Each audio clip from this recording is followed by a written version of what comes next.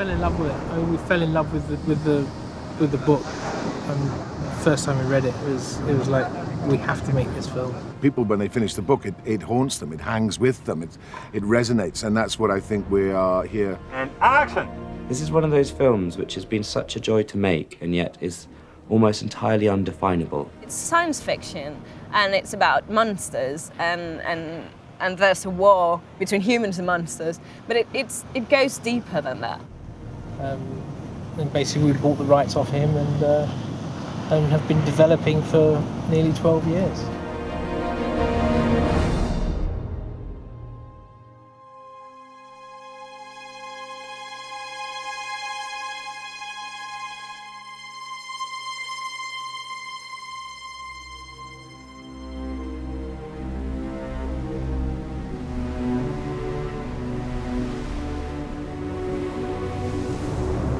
It was a chance meeting with a friend in Berlin in the film festival. He was talking to us about this wonderful novel that he had read and that he was actually obtaining the rights. But he said that he thought that it would be a difficult one for him to do with the situation that he had at the time. And so, of course, we looked at each other, Mark and I, and we said, well, we should read this book, and we read the book, and that was it. The rest is history. El fet de que jo sigui antropòleg em va ajudar molt a escriure La pell freda. Entre altres coses perquè, encara que sembli estrany, una de les coses que més em va inspirar el relat va ser les meves experiències a la República Democràtica del Congo. Jo als anys 90 estava al centre d'Àfrica com a antropòleg, estudiant els pigmeus, que és el que han de fer tots els antropòlegs, és a dir, estudiant la diferència humana, però al mateix temps em vaig trobar amb una guerra civil espantosa, on la gent es mataven entre ells per diferències absolutament insignificants, oi? It's a very good read, but it's a very difficult book to bring to the screen, yeah, to adapt. How we humans face things we don't know and creatures we haven't seen. I think it's gonna recall so many things. The way we've acted during history with communities. És una història on, per sobre del gènere, per sobre dels monstres, per sobre dels elements fantàstics, del que realment estem parlant és de l'alteritat, de la nostra relació amb l'altre. That thing about holding the mirror up to the human condition, and that through that, the resonance of the story will resonate through, and that people will recognize the humanity, both good and bad, that I believe is on the pages of the book. We're all able to do good and to do bad, to go good or to go evil, and how all our fears and all our fragility makes us monsters sometimes. I de com considerem a l'enemic com un monstre, quan en realitat el més probable és que els nostres pitjors enemics siguin persones exactament igual que nosaltres. There's your island. Look, you see it?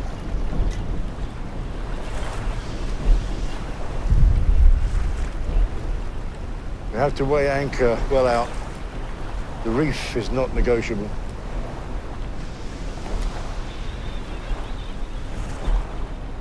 What are you running from? Action, thriller, horror on one side of the genre scale, and then on the other it's a silent, humanist drama of identity and solitude and romance and passion and love. And normally you say that in interviews for films to try and make a generic genre piece sound exciting. It's about the everyman, he's like you and me and everything. And you sort of blow it up into whole loads of huge scales, but with this one, it's genuinely odd in such a wonderfully glorious way.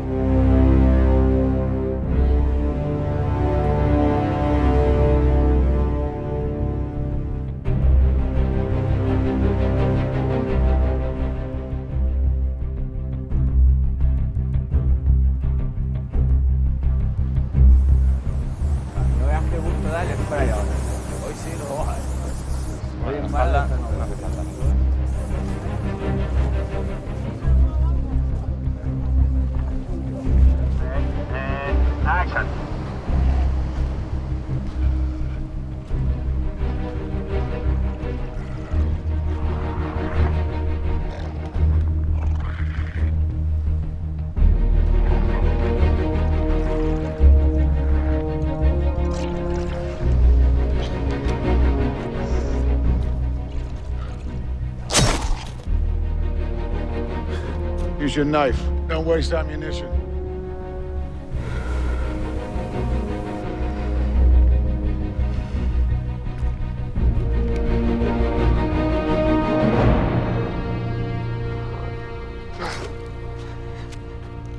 Look at what we've done.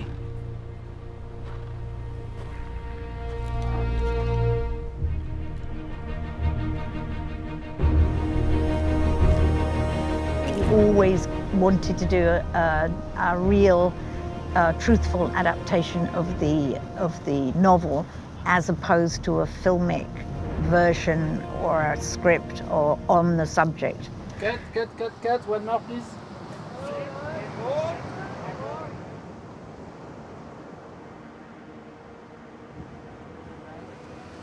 And I would love you to start with your hand here on the plank. Keep looking at the Vidora and action. Xavier came on board 5 years ago? Yeah. 5, 6 years ago? Yeah. I started to work on Cold Skin in 2011. Very long process because you have to define exactly what the creature have to look like. So for the character of Aneris, for example, it took us between 2 and 3 years to define exactly what we wanted to do. Such a passion. He's like the biggest fan of whatever he does because his investment is just beyond excellent. And still, he has that confidence of creating this open forum and exploration within that. And it's, you know, it's a tough shoot. It's a tough schedule, and it's but it's got within it such incredible freedom. We felt he was the right director of the film, so we held out, we waited, you know, and we kept on working the script with him. And they give me the script, and then it takes us more or less 5 years to be able to make it. But all along these 5 years, we were scouting everywhere in Iceland, in Spain, in Lanzarote, to find the perfect place to tell this story.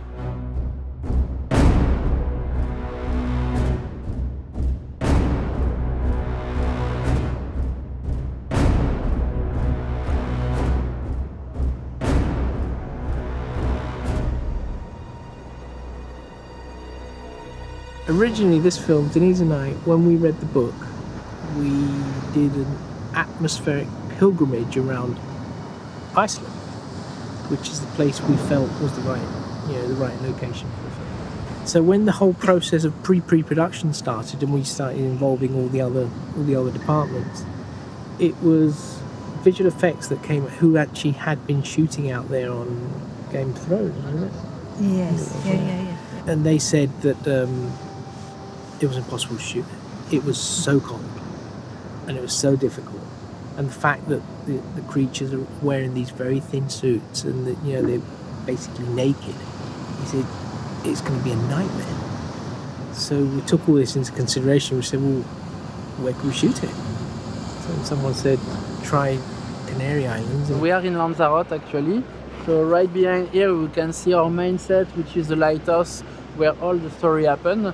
And to find this place, we took, as I was saying you, between 4 and 3 years to find the best place ever. And we are really close to the National Park of Timonfaya in Lanzarote, which is a volcano, 300 years old volcano. So it's all lava field around you, and the idea was to match as much as we can an island in Antarctica. And the first scouting we did was in Iceland. And in Iceland you have exactly the same kind of location. So here it's more dramatic, and it's why we decided to shoot here. Every frame you make is absolutely stunning, because, I mean, look around. Being here even for a short period of time, you start to realize, you start to see the myriad of colors, and you start to see that this is the formation of a new landscape from what was a terrifically violent sort of geological act.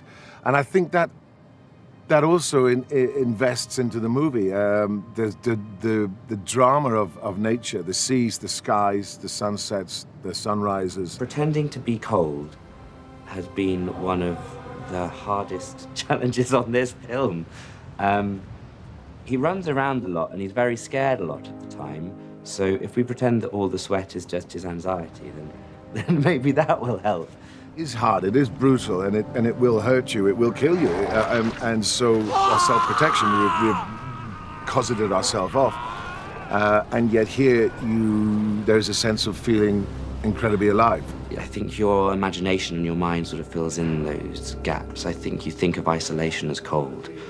I think through the way it's been shot by Daniel, I think that kind of bleakness will come shining through. But here the big challenge in this movie is to somehow create a world of its own so that it's a mysterious sci-fi adventure of a place that you've never been, and yet still capture the reality of this incredible land that it's so raw and ferocious, but at the same time peaceful. And so that combination of elements, that it feels like you could be here forever and be at peace, but at the same time there's always some kind of mystery, something hiding in the darkness.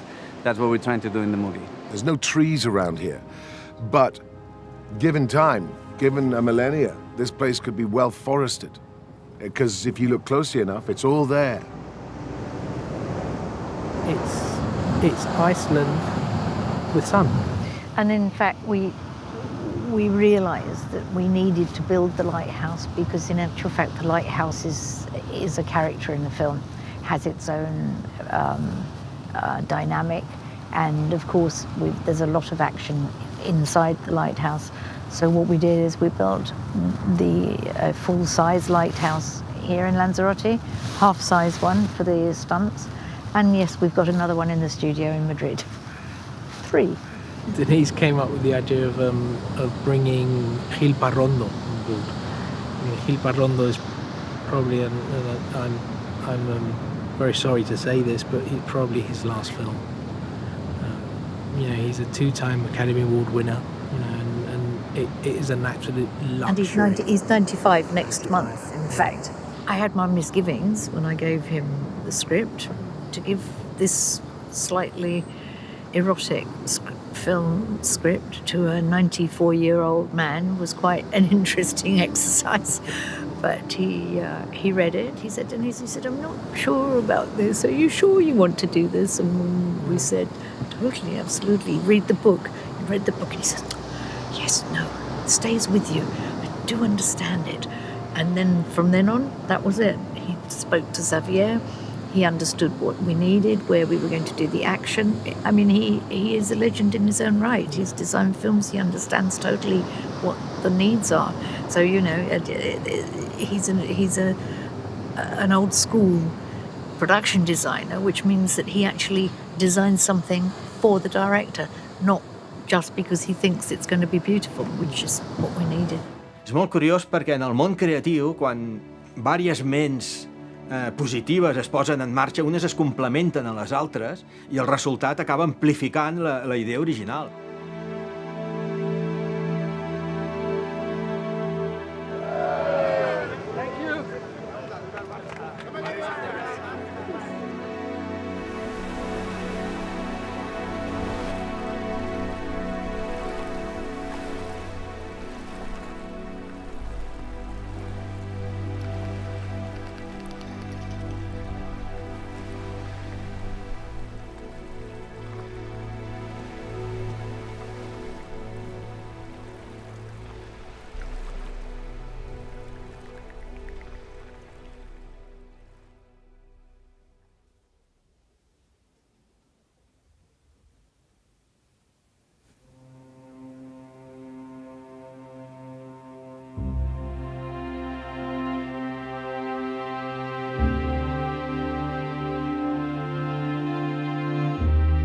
London is the best place you can get to for many things, but of course recording music.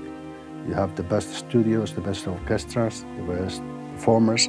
We needed this warm sound, this warm, as I was saying before, emotional kind of not only the music, but the recording, the process of recording, the studio, the violin, all of these aspects is necessary to get this kind of score. So the click stops. Yeah. Is that all right? It's okay. The fact the click stops is fine, Alistair, if you just continue. Keep going. Understanding the story, the characters, what the director wants to achieve with the expression of the film. the color, the performances, the illumination, you know. All of these things change to Xavier and me, our criteria, our initial criteria. The film tells us that we need more emotional music for the film. Sorry, there's a mistake. The note for basses is E.